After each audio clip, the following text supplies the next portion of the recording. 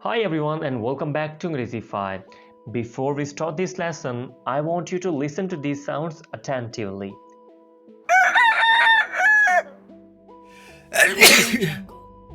अब ये आवाज़ें सुनने के बाद आप अपनी नेटिव लैंग्वेज यानी उर्दू या हिंदी के अंदर यकीनन इन आवाज़ों को एक्सप्लेन कर सकते हैं। आप बता सकते हैं कि किस चीज़ की आवाज़ है, लेकिन क्या आप इंग्लिश के अंदर इसके लिए एक बेहतरीन लफ्ज़ बता सकते हैं, यानी इन साउंड्स को इंग्लिश में क्या कहते हैं? यकीनन ये एक मुश्किल चीज़ है और इसी टॉपिक पे हमारी आज की मुकम्मल वीडियो होगी, जिसके अंदर आप सीखेंगे उन मुख्तलिफ आवाज़ों की इंग्लिश जो कि हम अपने माहौल में अपने इर्द गिर्द सुनते हैं। अब इस लेसन को आपके लिए मुकम्मल तौर पर मुफीद बनाने के लिए मैंने इस वीडियो को 3 सेक्शंस के अंदर डिवाइड किया है। पहले सेक्शन के अंदर आप सीखेंगे ह्यूमन बॉडी साउंड्स यानी इंसानी जिस्म से पैदा होने वाली आवाज़ें। दूसरे सेक्शन के अंदर आप सीखेंगे मुख्तलिफ चीज़ों से पैदा होने वाली आवाज़ें। और तीसरे सेक्शन में आप सीखेंगे बर्ड्स और एनिमल्स यानी परिंदों और जानवरों से पैदा होने वाली आवाज़ें, यानी उनकी जो आवाज़ होती है, जो उनकी बोली होती है, उसको इंग्लिश में क्या कहते हैं। सो इन तीनों सेक्शंस में आपके लिए बहुत इंटरेस्टिंग वर्ड्स होंगे। आपने लेसन को एंड तक ज़रूर देखना है। तो चलिए हमारे इस सबक का आगाज़ करते हैं और सबसे पहले हम सीखेंगे इंसानी जिस्म से पैदा होने वाली आवाज़ें। अब इस लेसन की सबसे ज़्यादा जो खूबसूरत चीज़ है वो ये है कि इसके अंदर इस्तेमाल होने वाला हर लफ्ज़ जो है वो एक नाउन भी है और एक वर्ब भी है, यानी ग्रॉन। ग्रॉन ये वर्ड है कराहना, ठीक है, लेकिन जो कराहने से पैदा होता साउंड होता है उसको भी हम ग्रॉन कह सकते हैं। यानी ग्रॉन एक चीज़ का नाम भी है, यानी एक साउंड का नाम भी है, और ग्रॉन एक वर्ब भी है, मतलब वो साउंड पैदा करना। He was groaning with pain, वो दर्द से कराह रहा था, यानी यहाँ पे ये एज अ वर्ब यूज हो रहा है।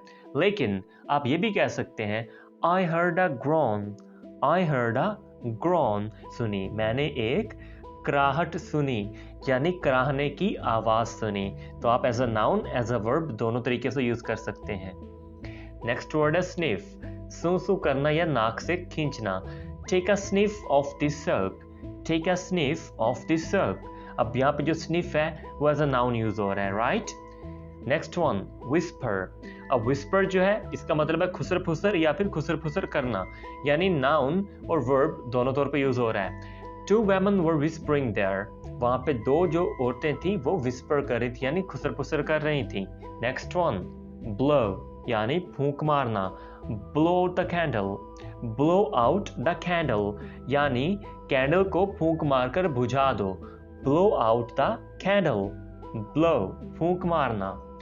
hiccup हिचकी, then she got hiccups, फिर उसको हिचकियां आई, फिर उसने हिचकियां ली। Then she got hiccups, तो हिकअप हम कहते हैं हिचकी को या हिचकी लेने को। नेक्स्ट वन sneeze, sneeze का मतलब होता है छींकना या छींक की जो आवाज होती है। I am sneezing a lot, I am sneezing a lot। Next one cough, अब जो वर्ड cough है इसका मतलब होता है खांसना या फिर खांसी, दोनों सूरतों में, यानी as a noun as a verb दोनों तौर पे यूज हो सकता है। Don't cough here, Don't cough here, Don't cough here, यानी यहाँ पे मत खांसो, यहाँ पे खांसी मत करो।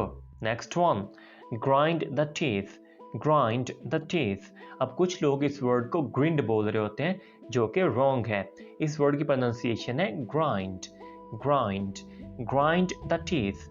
I was grinding my teeth, मैं अपने दांत पीस रहा था, मैं अपने दांत पीस रहा था। yawn यानी जमाई लेना। cover your mouth when you yawn, cover your mouth when you yawn, यानी जब तुम जमाई लो तो अपने मुंह को ढांप लो, राइट। yawn मतलब जमाई लेना, ये भी वर्ड एज अ नाउन और एज अ वर्ब दोनों तौर पे यूज होता है। Next one crack the knuckles, crack the knuckles, यानी उंगलियां चटखाना। he was cracking the knuckles, वो उंगलियां चटखा रहा था। he was cracking the knuckles। Next one laugh, laugh यानी हंसना। he laughs at others, वो दूसरों पे हंसता है। he laughs at others। Next one scream या shout, scream मतलब चीखना, shout मतलब चिल्लाना। don't shout like that, ऐसे मत चिल्लाओ। don't scream like that, ऐसे मत चीखो। आप किसी तौर पे भी इसको यूज़ कर सकते हैं, यानी दोनों वर्ड्स के लिए सेम है। स्क्रीम की जगह पे आप शाउट, शाउट की जगह स्क्रीम यूज़ कर सकते हैं, लेकिन दोनों की सेंस थोड़ी डिफरेंट होती है। स्क्रीम एक डिफरेंट साउंड होता है, शाउट एक डिफरेंट साउंड होता है। विसल यानी सीटी बजाना, he whistled at me, he whistled at me. Growl यानी गर्जना, Why are you growling at him? Why are you growling at him? तुम उस पर क्यों गरज रहे हो? यानी बहुत गुस्से में, बहुत ऊंची आवाज में किसी से बात करना, उसके लिए हम यूज कर सकते हैं growl. Why are you growling at him? Next one, hum यानी गुनगुनाना, She is humming these days. वो आजकल गुनगुना रही है. She is humming these days. वो आजकल गुनगुना रही है. तो गुनगुनाने के लिए हम यूज करते हैं hum. अब hum भी एक नाउन भी है और एक वर्ब भी है। नेक्स्ट वन, नेक्स्ट है स्लर्प। स्लर्प मतलब खाने पीने की आवाज़, यानी जैसे हम एक आवाज़ के साथ कोई चीज़ को ऐसे निगलते हैं या खाते हैं, उसकी जो आवाज़ पैदा होती है उसके लिए हम यूज़ करते हैं slurp. She slurps tea, she slurps tea. Snore, snore का मतलब होता है खुराटे लेना। My husband snores loudly, my husband snores loudly. मेरा हस्बैंड बहुत ऊंचे खुराटे लेता है, यानी बहुत ऊंची आवाज में खुराटे लेता है। स्नोर यानी खुराटे लेना। मम्बल, मम्बल मतलब होता है मुंह में बोलना, बड़बड़ाना। स्पीक अप डोंट मम्बल, मतलब ऊंचा बोलो, बड़बड़ाओ मत, मुंह में मत बोलो, ऊंची आवाज में बोलो। अब आगे हम कवर करेंगे कुछ मुख्तलिफ चीज़ों की जो पैदा करदा आवाज़ें होती हैं, उनको इंग्लिश में क्या कहते हैं। जैसे क्लैंक, क्लैंक यानी झंकार। झंकार आप उसकी सबसे बेहतरीन मिसाल आप यूज कर सकते हैं, the clank of sword, the clank of swords यानी तलवारों की झंकार, राइट। अब ये साउंड आप जहाँ पे भी सुने आप उसके लिए क्लैंक यूज कर सकते हैं। अब नेक्स्ट सेक्शन जो हमारा ऑब्जेक्ट साउंड है, इसके अंदर जो एक ही साउंड है वो मुख्तलिफ चीज़ों के लिए भी यूज हो सकता है, ठीक है। झंकार और चीज़ों की भी हो सकती है। इनफैक्ट जब भी हम फॉर एग्जांपल चेन्स होती हैं, जैसे जंजीरें होती हैं, हमने 3 से 4 जंजीरें अगर आपस में पकड़ी हुई हैं तो उनसे भी जो साउंड पैदा हो रहा है तो उसको हम झंकार कह सकते हैं, ठीक है। तो आप अब अपनी सेंस के मुताबिक उस जगह पे यूज कर लें इस वर्ड को जहां आपको लगे कि ये साउंड वही है, यानी ये झंकार है, तो उसके लिए आप क्लैंक यूज कर सकते हैं। जरूरी नहीं है कि ये सिर्फ तलवारों के लिए ही इस्तेमाल हो। अगले वर्ड की तरफ बढ़ते हैं। स्लैम, स्लैम होता है दरवाजा बजने की आवाज, यानी जब हम दरवाजा बंद करते हैं, अक्सर ये इस्तेमाल किया जाता है जब हम जोर से दरवाजा बंद करते हैं तो उस वक्त जो आवाज पैदा होती है उसको हम स्लैम कहते हैं, the slam of the door, ठीक है। नेक्स्ट वन, क्रीकिंग, क्रीकिंग यानी चिड़चिड़ाहट, जो ऐसे चीं की एक आवाज पैदा होती है उसको हम कहते हैं creaking, the creaking of the door, the creaking of the door. Next one, tick. अब टिक वर्ड जो है ये सुनते आपके जहन में वो जो टिक जो ग्रीन वाली होती है वो आ गई होगी, लेकिन जो एक घड़ी या जो एक क्लॉक लगा होता है उसके अंदर जो टिक टिक का साउंड आता है उसको भी हम टिक कहते हैं, the tick of clock, the tick of clock. Next one, beat, डम डम को हम कह सकते हैं beat, right, the beat of a drum, the beat of a drum, ठीक है, जैसे ढोल की बीट होती है, द बीट ऑफ अ ढोल, राइट। नेक्स्ट वन, बज, बज हम कहते हैं टन टन की आवाज, जैसे the buzz of a telephone. Clatter, clatter हम कहते हैं खटखट की आवाज को, जैसे the clatter of hooves. Rippling हम कहते हैं पानी के इरताश को, the rippling of water, the rippling of water. Rustle, rustle मतलब सरसराहट, the rustle of leaves, the rustle of leaves. Thunder, घन गरज, द थंडरिंग ऑफ क्लाउड्स, बादलों की घन गरज, the thundering of clouds. Sighing, the sighing of wind, the sighing of wind. Sigh, आह भरना, she can breathe a sigh of relief, she can breathe a sigh of relief, वो एक सुकून की आह भर सकती है। अब जूमिंग कहते हैं जू जू की आवाज को, जैसे the zooming of an aeroplane.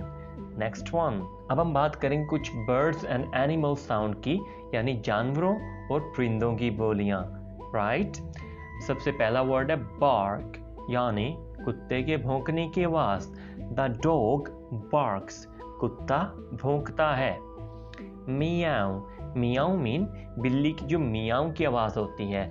the cat meows। अब अगेन आप यहाँ पे नोटिस कर रहे होंगे कि ये भी जो वर्ड है ये एज अ नाउन और एज अ वर्ब दोनों तौर पे यूज हो रहे हैं। जैसे हमने कहा मियाऊ, अब मियाऊ तो बेसिकली हम बिल्ली की जो आवाज होती है उसको भी कहते हैं, लेकिन ये एज अ वर्ब भी यूज होता है, यानी बिल्ली म्याऊ म्याऊ करती है। The cat meows, right. Next one, squeak, squeak यानी चूहे की चीख। The mouse squeaks, the mouse squeaks. Next one, bleat, bleat हम कहते हैं भेड़ की मैमै को। अब मैमै भेड़ की भी होती है, बकरी की भी होती है, दुम्बे की भी होती है, राइट। अब इसमें आपने डिफरेंस नहीं लेके आना, मैंने यहाँ पे सिर्फ भेड़ लिख दिया है, लेकिन इस कैटेगरी के जो भी जानवर हैं उसके लिए आप ब्लीट यूज कर सकते हैं। The sheep bleats, the sheep bleats. Next one, grunt यानी सुर का गुराना। The pig grunts, the pig grunts. Next one, roar, roar, roar हम कहते हैं जो शेर की दहाड़ने की या टाइगर की दहाड़ने की आवाज होती है। द लाइन roars या फिर the tiger roars, right. Howl, अब हाउल हम कहते हैं भेड़िए की आवाज को। The wolf howls, right. Croak, मेंढक की टर्टर को कहते हैं croak. The frog croaks, the frog croaks. Next one, hiss यानी सांप की फंकार। The snake hisses, the snake hisses यानी सांप फंकारता है। हूट, उल्लू की आवाज। The owl hoots, right. Next one, coo यानी कबूतर की गुटरगू। The pigeon coos। caw यानी कौवे की काई काई। The crow caws, right. तो ये था हमारा आज का लेसन जिसके अंदर आपने सीखे हैं कुछ इंपॉर्टेंट वोकैबुलरी वर्ड्स जो कि आप यूज कर सकते हैं मुख्तलिफ चीज़ों की या जानवरों की या इंसानों की पैदा करदा आवाज़ों को एक्सप्लेन करने के लिए। अगर ये लेसन आपके लिए हेल्पफुल रहा है, इस वीडियो को लाइक करें, चैनल को सब्सक्राइब करें और वीडियो को दोस्तों के साथ शेयर ज़रूर करें। I will be back with another interesting video. Till then, take care. अल्लाह हाफिज़।